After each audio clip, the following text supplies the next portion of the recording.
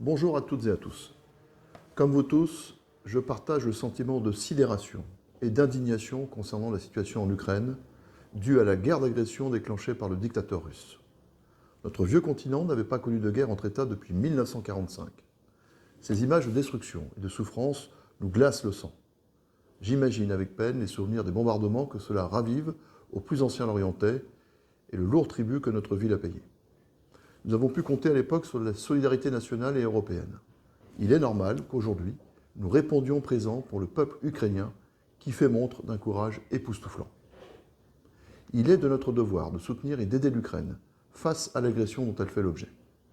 Je tiens à saluer l'action de la France dans ce conflit, qui agit avec courage et subtilité pour la paix, le dialogue et la défense de nos intérêts. Je salue également l'engagement de vous tous, qui avez été très nombreux à vous mobiliser pour donner des produits de première nécessité, proposer un hébergement ou du bénévolat. Cette crise nous touche et nous voulons tous nous rendre utiles. Nous constatons un extraordinaire afflux de dons qu'il nous faut maintenant acheminer vers les pays accueillant en première ligne les réfugiés, comme la Pologne.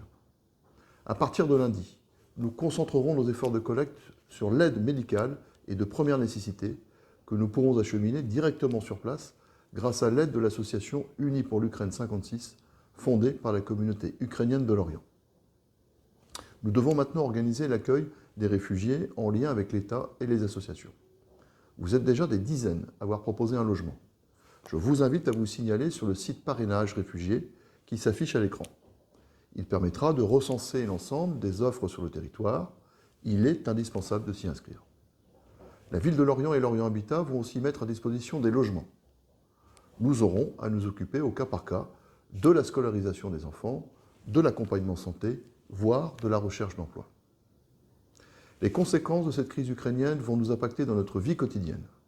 Nous devons nous y préparer et la ville de Lorient sera à votre écoute en lien avec les services de l'État. Gageons que cette folie guerrière s'achève au plus vite et que l'Europe en ressorte grandie et renforcée.